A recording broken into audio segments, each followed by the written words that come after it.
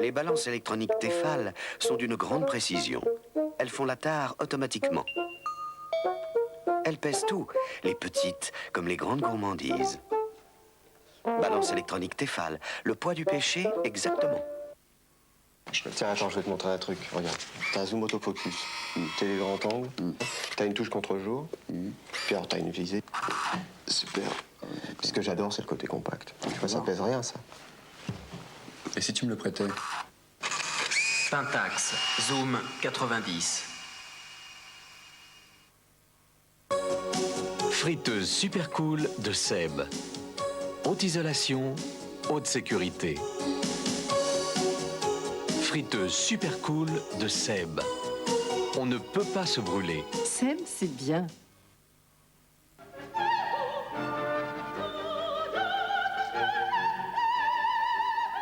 Il y a une demi-heure, cet homme avait tellement mal à la tête qu'il ne supportait pas le tic-tac de sa montre. Aspirine 500 vitamine C Oberlin, des laboratoires Oberlin. L'aspirine est un médicament.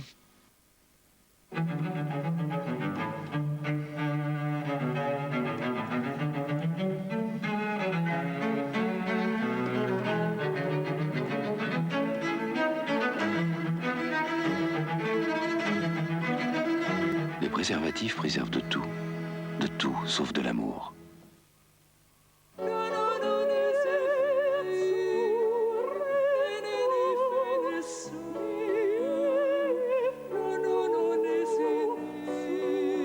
S'il ne restait qu'une seule femme, il ne resterait qu'un seul parfum. Jean-Louis Chéret.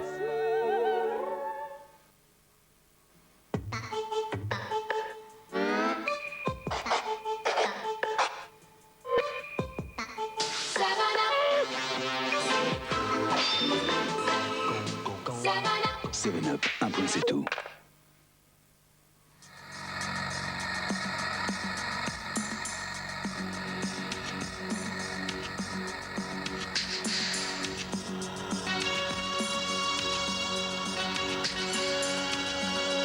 Pour repousser les limites, pour conquérir de nouveaux territoires, pour voir plus loin, Peugeot a créé la 605.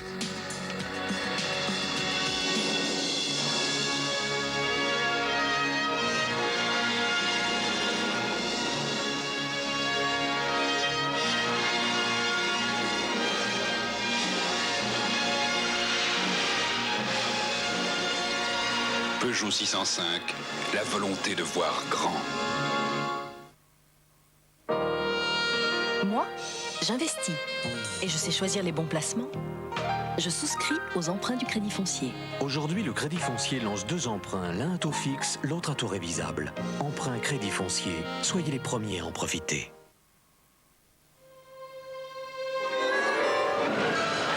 Place à la douceur.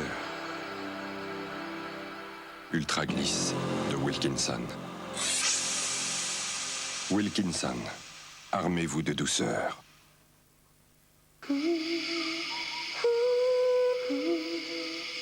Frais. Frais, frais. Frais. Frais. Frais. Frais. Tartare. Fais-moi frais. Dis papa, quand est-ce que tu vas chercher ta voiture? Regarde, je fais le 11, je tape le nom du garage, et après je suis la petite flèche. Quand est-ce que tu vas chercher ta voiture? Eh bien, je suis la petite flèche et elle me dit tout. Voilà, c'est indiqué, je peux y aller ce soir. Et comment j'y vais? Bah c'est simple, j'ai plus qu'à suivre le chemin, là. Pour plus d'informations, la flèche du 11. Annuaire de France Télécom, vous renseignez par tous les moyens. Ici, ça m'a plu tout de suite. Ça m'a plu, et à l'évidence, c'était partagé. Une chance comme ça, on pouvait pas la laisser passer. Pour acheter du neuf, en premier, le Crédit Foncier.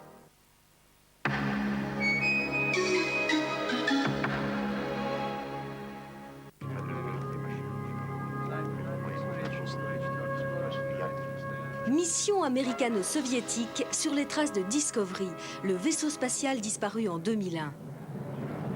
Il y a 9 ans, le monolithe est détecté ici. Le Discovery est envoyé sur les lieux et tous détraquent. Vous avez pigé? 20 secondes.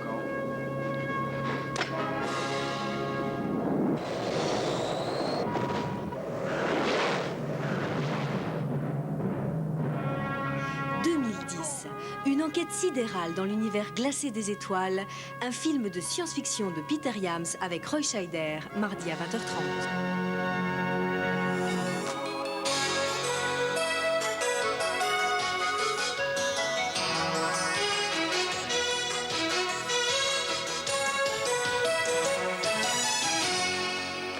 Madame, Monsieur, bonsoir. Voici le sommaire de votre édition de Soir 3. Et tout d'abord, la Roumanie de Ceausescu touchée à son tour par la contestation, répression meurtrière et de nombreux blessés.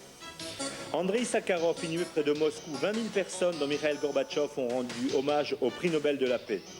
Les derniers jours de Bob Denard aux Comores, image exclusive Sigma TV FR3 sur l'opération militaire française. Et puis Pierre Mauroy contre-attaque, le premier secrétaire du PS lance la riposte à Lille après les vives critiques dont il a fait l'objet au cours du week-end. La Roumanie isolée et contestée, le dernier staliniste d'Europe, Nicolae Ceausescu, conspué au cours du week-end par des milliers de Roumains. La répression est violente, il y a des morts et de nombreux blessés. Ce soir, en Hongrie, 5000 personnes sont descendues dans la rue pour dénoncer les atteintes aux droits de l'homme. Le régime de Bucarest s'en prend notamment en effet à la minorité hongroise. Pendant ce temps, insensible à cette contestation interne et externe, Nicolae Ceausescu poursuivait une visite officielle en Iran. Peut-être la Roumanie est-elle entrée à son tour dans une contestation qui déjà a balayé plusieurs partis communistes en Europe de l'Est. Philippe Couder. Des manifestations qui rappellent celles de Brasov. Il y a 2 ans, ouvriers et étudiants manifestaient pour l'amélioration de leurs conditions de vie, pour obtenir du pain. Aujourd'hui, à Timișoara et à Arad, on manifeste pour défendre son identité culturelle et pour soutenir ce pasteur, Laszlo Tokes, persécuté par la Securitate. Son épouse a été torturée, son fils a disparu. Mais il poursuit son ministère en hongrois, refusant la politique d'assimilation forcée de Ceausescu. L'assimilation forcée, cela veut dire que dans une région, la Transylvanie, où jamais la langue roumaine n'a été dominante, le hongrois, l'expression magyare, doit disparaître. Arad Timișoara, ville en état de siège. La police a rétabli l'ordre, de nombreux blessés et au moins 4 morts. Depuis quelques heures, la Roumanie s'est coupée du reste du monde, trains internationaux filtrés, frontières bouclées avec la Bulgarie, la Yougoslavie et la Hongrie. La Hongrie qui a accueilli 30 000 réfugiés roumains depuis le début de cette année. Parmi ces réfugiés, 3 bergers, passés il y a 3 semaines avec leurs troupeaux, ils savent qu'ils ont échappé à un hiver infernal, le 6e fait de souffrance et de privation. Pendant ce temps, Ceausescu signe à Téhéran des accords pétroliers, accords dérisoires pour un pays où l'on ne se chauffe plus l'hiver et où les voitures particulières sont plus que rares. Cette dépêche que je prends avec la plus extrême réserve, nous n'avons pu la vérifier, les dépêches d'agence davantage n'ont pas pu le vérifier, il y aurait eu des centaines de morts au cours du week-end à Timișoara lors de cette répression sanglante par le régime de Ceausescu. Naturellement, il faudra au cours des prochaines heures vérifier sur place cette information. Actuellement, rien ne passe au niveau des informations depuis la Roumanie. Andrei Sakharov repose dans un petit cimetière près de Moscou. Le plus célèbre des dissidents soviétiques est inhumé aux côtés des parents d'Elena Bonner, tous deux victimes des purges staliniennes. 20 000 personnes ont rendu hommage au prix Nobel de la paix. Mikhail Gorbatchev lui-même assistait à la cérémonie. Gilles Dujonché. C'est le visage grave que Mikhail Gorbatchev est venu se recueillir ce matin devant le cercueil d'Andrei Sakharov, exposé à l'entrée de l'Institut de physique où l'académicien avait enseigné. Le numéro 1 soviétique s'est longuement entretenu avec sa veuve, Elena Bonner. Il est évident qu'il méritait le prix Nobel, a déclaré ensuite le président Gorbatchev aux journalistes. Puis le cercueil était emporté dans un petit autobus en direction du stade Loujniki où Sakharov avait si souvent participé à des manifestations politiques. Sur cette large esplanade battue par un vent glacial, 20 000 personnes s'étaient rassemblées pour un ultime hommage. Pardon Sakharov, nous aurions dû descendre dans la rue au début des années 80, pouvait-on lire sur une banderole. D'autres pancartes rappelaient également le dernier combat de l'académicien, sa campagne pour l'abrogation de l'article 6 de la Constitution sur le rôle dirigeant du parti. La nuit était déjà tombée lorsque la famille et les proches ont accompagné le prix Nobel jusqu'à sa dernière demeure auprès de son père mort en 1937, victime des purges staliniennes. En Allemagne de l'Est, 100 000 personnes sont encore descendues dans les rues de Leipzig ce soir, une manifestation silencieuse et sans banderole pour dénoncer les crimes du stalinisme. Pendant ce temps, les tables rondes pouvoir-opposition se poursuivent pour déterminer les réformes à mettre en œuvre. Demain, Helmut Kohl effectuera sur place une visite. Il proposera une aide économique avant la visite officielle qu'effectuera sur place François Mitterrand. Hubert Coudurier. Cette table ronde est en fait la deuxième du genre, puisque la première avait permis de fixer des élections législatives au 6 mai 90. Face à face, le Parti communiste et ses alliés dans la coalition gouvernementale contre les divers groupes d'opposition dont les conceptions divergent sur l'avenir de la RDA. C'est la réunification qui constitue le clivage majeur entre eux et au sein même de la population. D'un côté, le Parti communiste, présidé depuis peu par Gregor Gysi, se dit favorable à une communauté contractuelle avec la RFA, n'excluant pas les problèmes de défense. Une position prudente adoptée à l'issue du congrès tenu ce week-end. Elle s'oppose à l'unification prônée aussi bien par le tout récent Parti du Renouveau démocratique que par les chrétiens démocrates de RDA, encouragés par les partis de RFA. Toutefois, si 42% des Allemands de l'Ouest envisagent une confédération allemande à l'horizon 2000, 70% des habitants de RDA seraient plus réservés. À Leipzig, où ils étaient plus de 100 000 ce soir, comme le veut désormais l'habitude en ce jour de la semaine, une immense chaîne humaine s'est formée en hommage aux victimes du stalinisme. Dans ce centre-ville où est née la vague de contestation, la manifestation était silencieuse, comme l'avaient voulu les organisateurs, pour qu'elle ne dégénère pas en affrontement sur le thème de l'unité allemande. Le candidat conservateur virtuellement élu au Brésil, il est même élu, puisque sur près de 90% des bulletins dépouillés, il franchit déjà la barre des 50%. Fernando Collor succéderait ainsi à José Sarney en l'emportant largement sur le candidat socialiste. Il appartient au mouvement populiste de centre-droit. Ces présidentielles étaient les premières élections au suffrage universel dans ce pays depuis une trentaine d'années. Document Soir 3, Sigma Télé à présent sur le récent dénouement de la crise aux Comores. Bob Denard, le mercenaire français, est en résidence surveillée quelque part en Afrique du Sud. Il a quitté Moroni vendredi dernier, quelques heures après le débarquement de parachutistes français sur place. Une opération discrète menée en douceur. Une seule équipe de télévision a pu la suivre de bout en bout. Voici tout d'abord ces images exclusives. Elles sont signées Thibaut Douaron. Ils ont attendu une semaine dans un camp de toile à Mayotte. Faire les sacs, vérifier l'armement, étudier tous les schémas d'intervention, y compris les scénarios catastrophes, et puis l'ordre est arrivé directement de Paris. Vendredi 15 décembre, 8 h du matin, 5 hélicoptères Puma décollent de Mayotte, direction l'île de la Grande Comore. Après une heure de vol en formation au-dessus de l'océan Indien, les hélicos font un posé d'assaut sur l'aéroport de Moroni, la capitale des Comores. 50 paras du 1er et du 2e RPIMA débarquent sans un coup de feu. En bout de piste, Bob Denard fait les 100 pas devant sa garde présidentielle. Ce sont les hommes qui vous intéressent, je crois que vous en avez en face de vous. Vous allez partir, mon colonel? Ben, ma foi, à votre avis? Moi, je pense que vous allez partir. Ben, vous avez des chances d'avoir raison. Est-ce que vous avez posé vos conditions? Poser cette question aux autorités qui viennent de débarquer. Et vos hommes, c'est vous qui les avez formés? Ils sont là, oui, vous les voyez. Qu'est-ce qu'ils vont devenir? Poser la question à ceux qui viennent de débarquer. Vous êtes français, mon colonel? Oui, monsieur. Et les soldats qui arrivent sont des soldats français? Oui, monsieur. C'est pour ça que nous sommes là. Il vaut mieux une mauvaise négociation qu'une bataille fratricide. Est-ce que vous savez où est-ce que vous allez aller si vous partez? Non, mais je pense que vous devriez laisser là cette interview, ça suffit. Pendant une semaine de négociations serrées avec l'ambassade de France et des représentants sud-africains, le chef des mercenaires a demandé une passation de pouvoir dans les règles.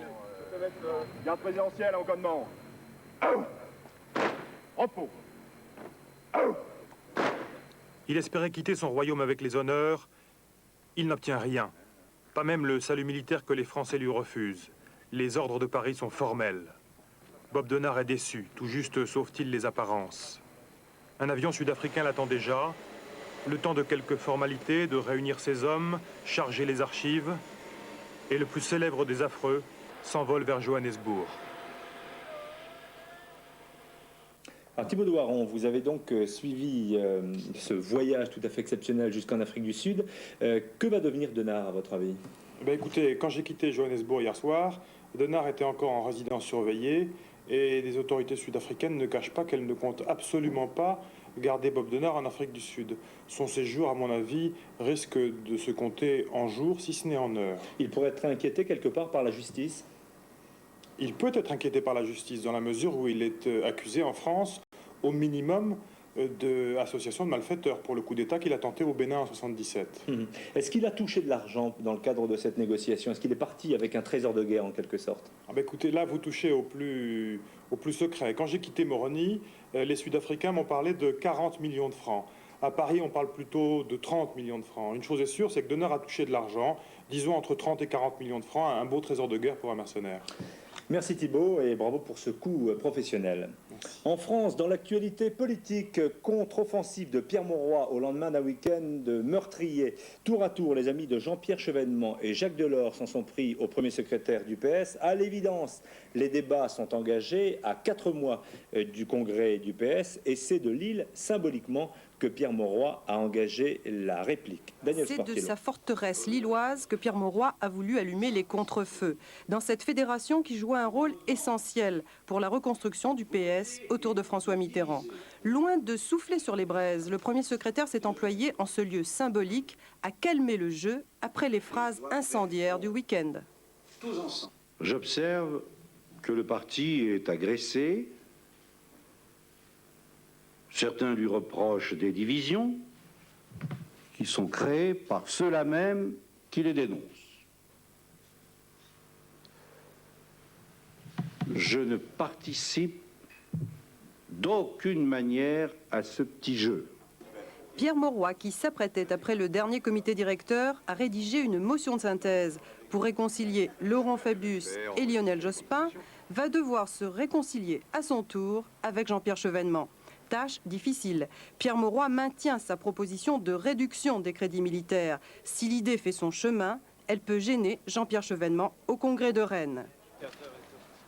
Quant à Jacques Delors, qui reproche au premier secrétaire son absence sur le plan international. Je suis heureux que Jacques Delors reprenne sa place de militant socialiste. Soutenu par Jacques Delors, Louis Mermaz se verrait bien à la tête du PS. Tout comme Pierre Mauroy, il se veut un réconciliateur des mitterrandistes. Mais si même les réconciliateurs se fâchent, le rassemblement du courant majoritaire devient une mission impossible. Au PC, on présentait aujourd'hui les grandes lignes du projet constitutionnel, les propositions des communistes pour amender la Constitution. On en a également profité pour faire le point sur les turbulences actuellement rencontrées au-dessus de la place du colonel Fabien. Françoise Roy. Le Parti communiste a donné aujourd'hui les orientations essentielles de son projet constitutionnel. Pour les communistes, le peuple français n'exerce pas directement sa souveraineté et le Parlement ne donne qu'une image déformée du peuple. Le PCF souhaite l'élection du président de la République par le Sénat et l'Assemblée nationale. Un parti communiste affaibli par bien des remous. On ne compte plus les refondateurs, les reconstructeurs et autres contestataires en demi-teinte. Hier, Félix Damet critiquait violemment Maxime Grémetz qui prétendait ignorer ce qui se passe dans les pays socialistes. Ce matin, c'était au tour de Guy Hermier de réclamer un élan novateur et une dynamique nouvelle. Mais pour André Lajoigny, la contestation est normale. Il y a des désaccords qui s'expriment, ils sont tout à fait minoritaires, et c'est d'ailleurs tout à fait normal que ces désaccords s'expriment. Nous avons dit et nous répétons qu'il n'y aura ni suspicion, ni amalgame, ni sanction contre ceux qui s'expriment, qui expriment des désaccords, et ils ont le droit de parler. Enfin, André Lajoigny a rejeté toute idée que le Parti communiste puisse changer de nom, à l'instar des partis communistes des pays de l'Est. L'actualité encore avec ces quelques télégrammes qui nous sont commentés ce soir par Jean-Pierre Quinson.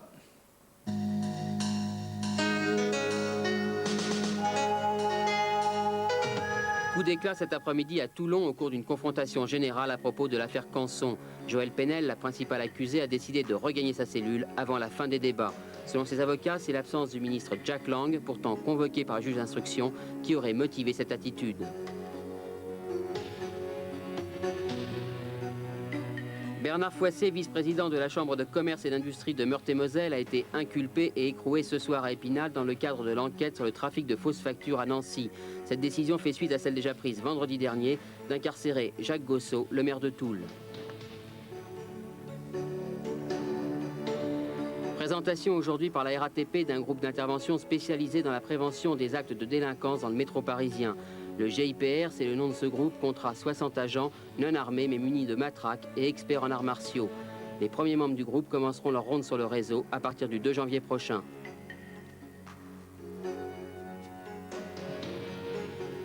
Manifestation des biologistes aujourd'hui dans plusieurs villes de France. Ceux-ci protestent contre un récent arrêté du ministère de la Santé qui a révisé à la baisse la tarification de plusieurs examens. Selon les syndicats de la profession, le maintien de telles mesures conduirait à la fermeture de nombreux laboratoires.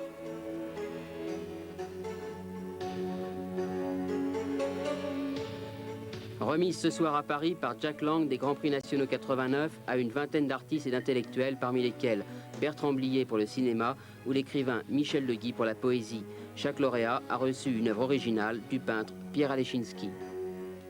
Accalmie toute provisoire sur le front des tempêtes. Le mauvais temps a causé la mort de plusieurs dizaines de personnes dans toute l'Europe et la météo est hélas formelle. Dans quelques heures, les perturbations vont revenir. Jacques Garnier. En dépit de la persistance des vents forts sur la Manche et l'Atlantique, la tempête qui sévissait sur les côtes de l'Europe occidentale s'est quelque peu calmée aujourd'hui. Bilan 10 disparus, 13 blessés. Les recherches pour retrouver le corps de notre confrère Joseph Delage, emporté par une vague géante au Conquet, sont restées vaines. 21 marins d'un porte-conteneur espagnol, victimes d'une rupture de barre qui rendait le navire ingouvernable, ont été sauvés par les hélicoptères de la Marine nationale et de la Royal Navy.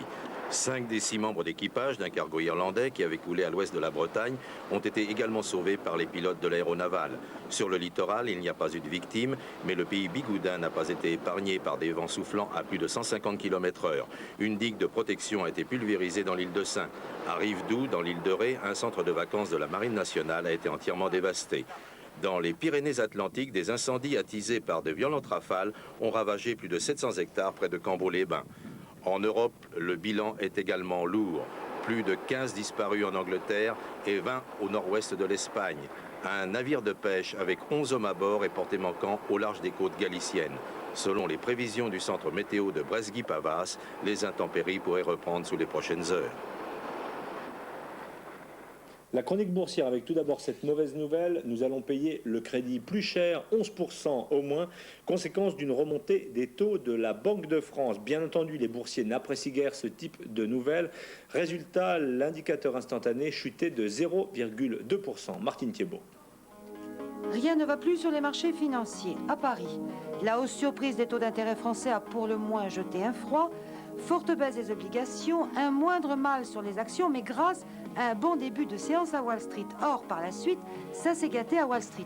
Le Dow Jones se perd 41,5 points en clôture sur une déclaration du président Bush. Pas de coupe sombre dans le budget militaire, a-t-il annoncé. Le marché a traduit. Pas de réduction du déficit budgétaire à l'horizon. Sur le marché d'échange, le dollar a reperdu 4 centimes à Paris. À 5 francs 89,20, il reste sur le même niveau à New York ce soir. Le recul du dollar a fait baisser l'or. Le lingot a cédé 250 francs à 78 050 francs et le Napoléon 4 francs à 451 francs. Les valeurs en vedette aujourd'hui, Eurotunnel qui reprend 7,7%, soit une bonne partie du terrain cédé vendredi. Et puis de gros achats sur Paribas qui gagnent 1% enfin. Une association de choc, Suez et UAP, pour former le second groupe d'assurance européen derrière l'allemand Allianz. Voici les pronostics de M. Courtine pour le tiercé écarté qui se court demain à Vincennes. Vous allez découvrir sa sélection le 13, le 14, le 5, le 15, le 16, le 20, le 18 et le 6. Et puis je termine cette édition sur de superbes nouvelles. Nous avons suivi la soirée spéciale des 7 d'or chez nos confrères et cousins d'Antenne 2. Et bien sur la 3, nous sommes doublement heureux puisque, regardez, Caroline Tresca vient de décrocher le 7 d'or de la meilleure animatrice, ce qui visiblement la rend très heureuse, et nous avec donc. Autre 7 d'or attribué à l'émission Océanique. Bravo à notre confrère Boutan pour cette remarquable distinction qui nous honore tous. Nous sommes très contents, d'autant que Océanique, c'est dans quelques instants, immédiatement après la météo. Je vous rappelle les rendez-vous avec l'info, 12h57, Richard Trépeau, le 19h, Éric Cachard, Catherine Matoche. Gérard Pinson vous présentera demain soir l'édition de la mi-soirée. Excellente fin de soirée avec Océanique, doublement distingué. Bonsoir.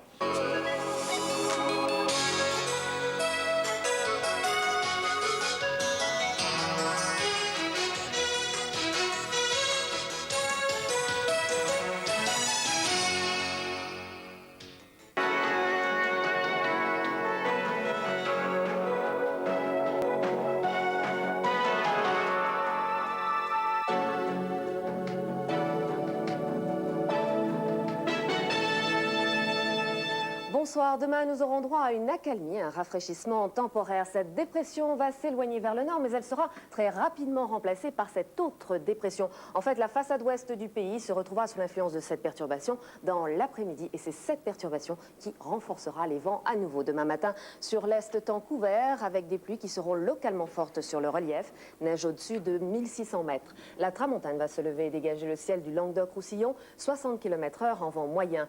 Sur l'ouest, temps de traîne, ciel chargé avec des averses qui pourront être assez violentes et même orageuses localement. Averses de neige sur les Pyrénées au-dessus de 1200 mètres. Vent d'ouest à sud-ouest, modéré, mais les rafales pourront être fortes localement sous les averses.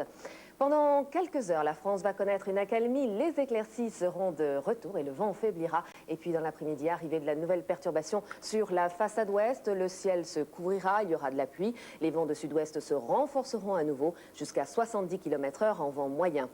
Sur l'est, pluie résiduelle des Alpes à la Corse avec de la neige au-dessus de 1300 mètres. Partout ailleurs, le ciel sera relativement bien dégagé avec toujours de la tramontane. Cette nuit et demain matin, la France sera coupée en deux. Les températures minimales vont baisser sur la moitié ouest. Il fera 5 à 8 degrés. Sur l'est, température stationnaire, il fera 8 à 13 degrés. Dans l'après-midi, au contraire, c'est la moitié est qui va hériter de l'air frais avec le déplacement de la perturbation. Les températures seront donc en baisse. Sur l'ouest, elles seront stationnaires par rapport à aujourd'hui et donc très très élevées pour la saison. Record du jour, 22 degrés à Biarritz. Temps perturbé partout, petite accalmie sur l'Angleterre, mais la péninsule ibérique verra l'arrivée de la nouvelle perturbation. Il va donc pleuvoir à Lisbonne, Madrid ainsi qu'à Rome, averse à Copenhague, Vienne et Genève, belles éclaircies à Londres, en Afrique du Nord, ciel nuageux à Tunis et soleil à Marrakech. Demain, nous fêterons la Saint-Urbain. Très bonne fin de soirée sur FR3.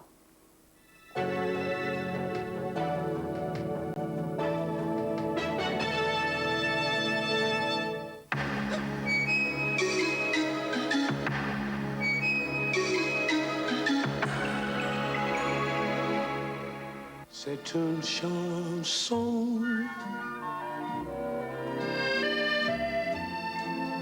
Foie gras del père, je n'aime que toi.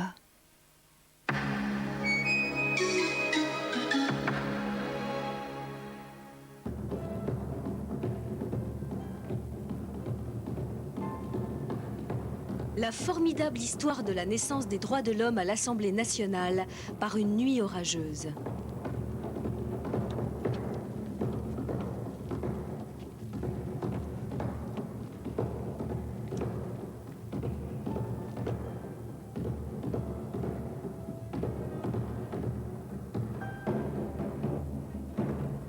La nuit miraculeuse, un film en forme de conte de Noël raconté par Ariane Mouchkine, mercredi à 20h30.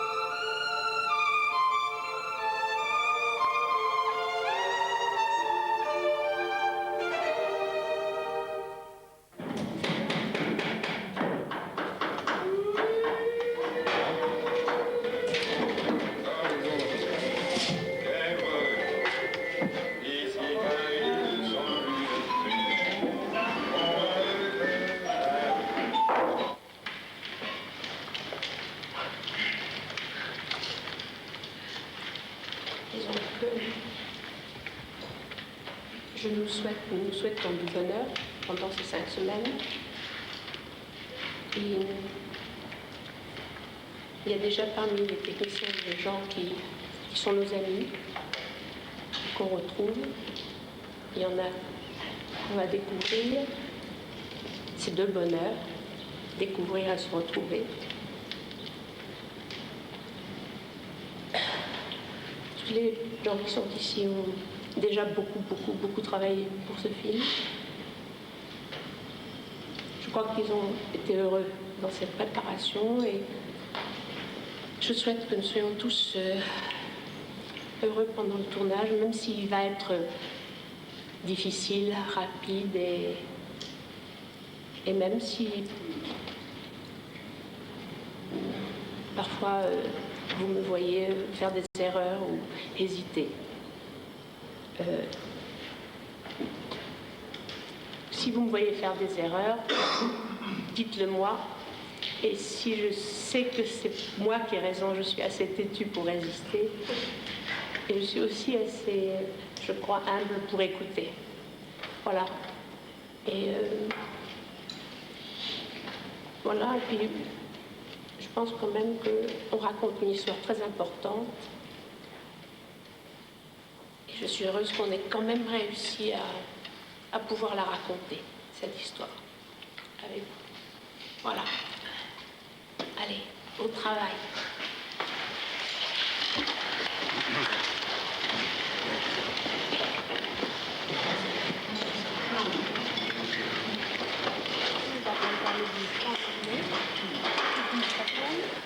Attention, on va tourner.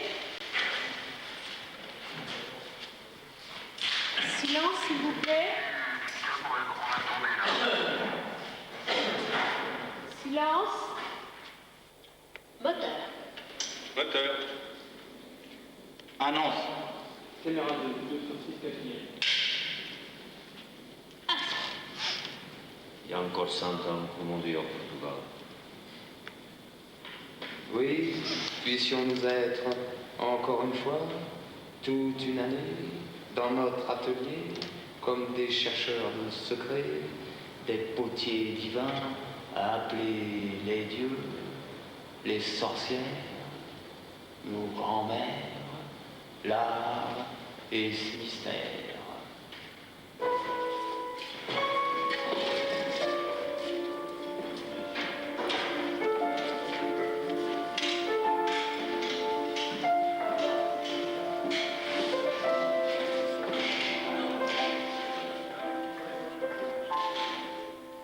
Quand je regarde ce que le Théâtre du Soleil a fait depuis sa naissance, je me rends compte qu'il a toujours parlé, enfin il a toujours, à quelques de rares exceptions, après au tout début, en fait il a toujours fait ce qu'on pourrait appeler des spectacles ou des films historiques, c'est-à-dire qui tournent autour de l'histoire de notre pays ou d'autres pays, ou de l'histoire ancienne ou de l'histoire moderne. Ça semble être notre... Voilà, ça semble être notre thème favori.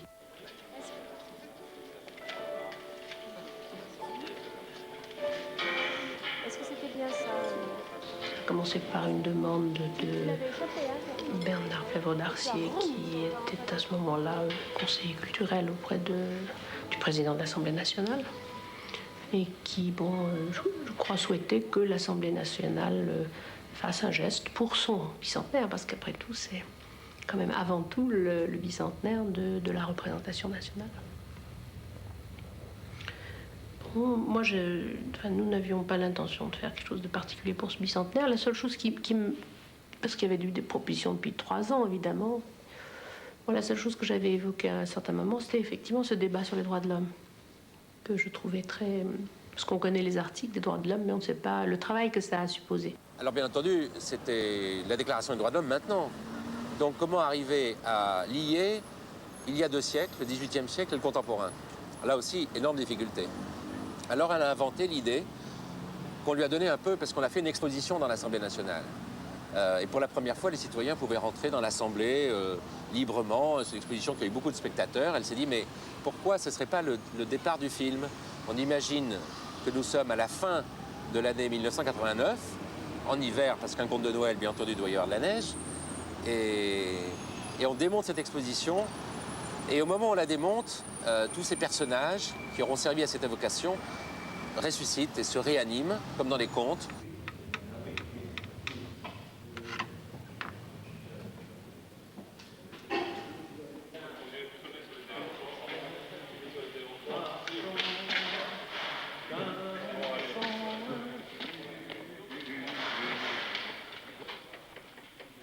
D'abord, ce film aurait été impossible sans Stifel. Si nous n'avions pas eu parmi nous quelqu'un comme ça, à qui on pouvait dire, bon, est-ce que tu veux bien nous sculpter 300 visages différents, 300 poupées, 300 représentations d'hommes dont on peut croire qu'elles peuvent ressusciter, on n'aurait pas fait le film.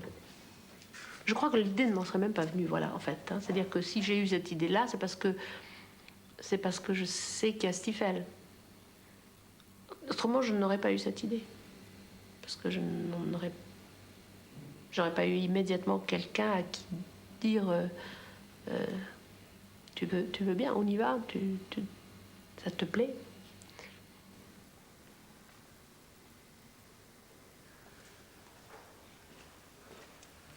« 300 regards.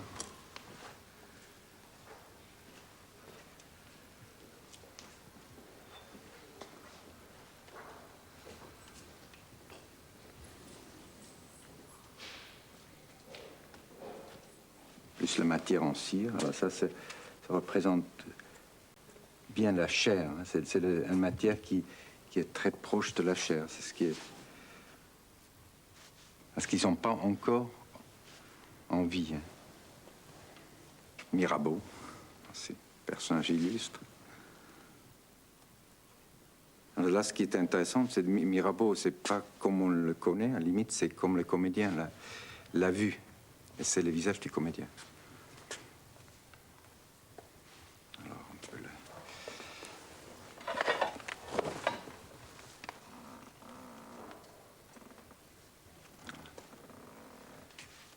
Les marionnettes sont les maîtres des comédiens.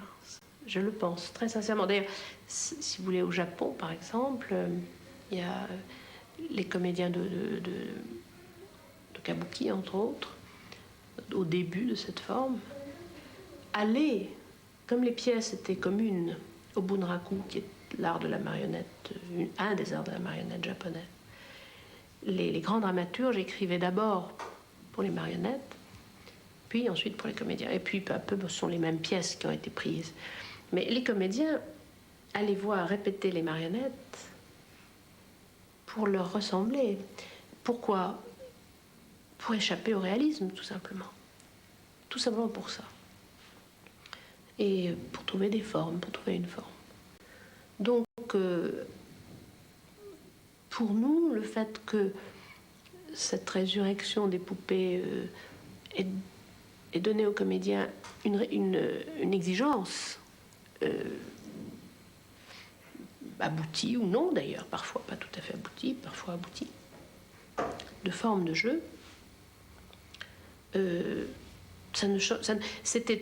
c'était pour nous une autre recherche par rapport au masque, tout simplement. Parce que le masque existe pour un comédien, même s'il n'a pas un objet sur le visage. Ou alors c'est le réalisme le plus plat, le plus télévisuel. Moi je dirais le plus mensonger, c'est-à-dire, en fait, ça ne participe pas de l'art de l'acteur. D'accord. D'accord, on se remet en place, s'il vous plaît. Elle était belle, on la refait. Bon, les... C'est dommage si on ne pas. Je suis désolée. C'est bon là? La première fois où moi j'ai enfilé le costume de Lafayette, enfin où je l'ai mis, j'avais vraiment l'impression d'être une petite poupée en cire qui mesurait 30 cm. Parce que je sais pas, parce qu'il est très droit, il tient très bien. C'est vraiment les poupées en cire qu'on peut voir, qui sont très tenues, et ce costume. Enfin moi j'avais voulu qu'il soit très serré parce que j'avais envie d'être bien tenu. Parce que les poupées ne peuvent pas se tenir comme ça. Je veux dire, elles sont maintenues, elles ont des articulations à certains endroits précis. Donc le costume aidait beaucoup pour ça, pour le maintien, Puis comme c'est un militaire, je veux dire, il avait un côté aussi très...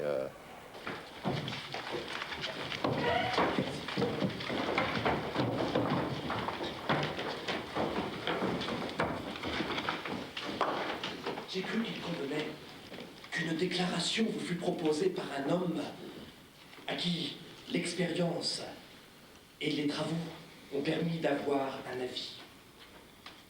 Non, coupé. Ouais. C'était très marrant parce que juste avant de tourner le début, il y a un moment, enfin c'est assez intime, mais je trouve ça marrant, où juste avant de rentrer, je me sentais très bien, je me sentais prêt, puis je me suis dit ça y est, je le tiens, ça va être beau.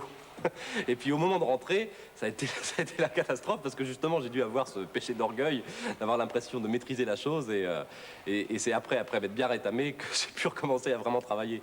Mais ce qui est bien, c'est que pendant le tournage, on a gardé l'ambiance de travail. Caméra 1, 16 sur 11, deuxième. Caméra 2, 16 sur 10, deuxième. Action!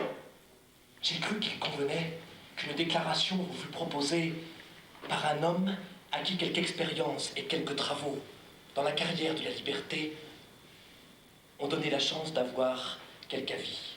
Bon, coupé, on le reprend. Écoute, tu vas regarder que c'est le genre de petits trous comme ça qu'on peut avoir 5 fois de suite. Oui. On avait une opinion sur Lafayette qui n'était pas totalement fausse, que c'est un faux héros, que c'est un mythe, que c'est pas... Bon, qu'il a un certain... ridicule, que bon, le massacre du Champ de Mars, voilà tout ça. Bien, mais si vous voulez, il y a un moment où il faut aussi dans une histoire savoir prendre un personnage au présent, absolument au présent. Bon, il se trouve quand même que Lafayette existe dans ce débat sur la Déclaration des droits de l'homme, que c'est lui qui l'entame, si vous voulez, qui le débute, et que ça aurait été tout à fait mensonger de ne pas dire cela. En fait, il vient, il lit la déclaration, plus ou moins la déclaration américaine, puis il s'en va. Bon. Et bien, voilà, donc il a fallu que la poupée, l'acteur qui jouait la poupée Lafayette, d'une certaine façon, il a fallu que que je me débarrasse des opinions que j'avais sur Lafayette, que nous débarrassions des opinions que nous avions sur lui, pour que il puisse vivre, que cette poupée puisse vivre quand même. Et curieusement, on a retrouvé une partie de ce ridicule, mais sans que ça tue Lafayette et sans que ça monte,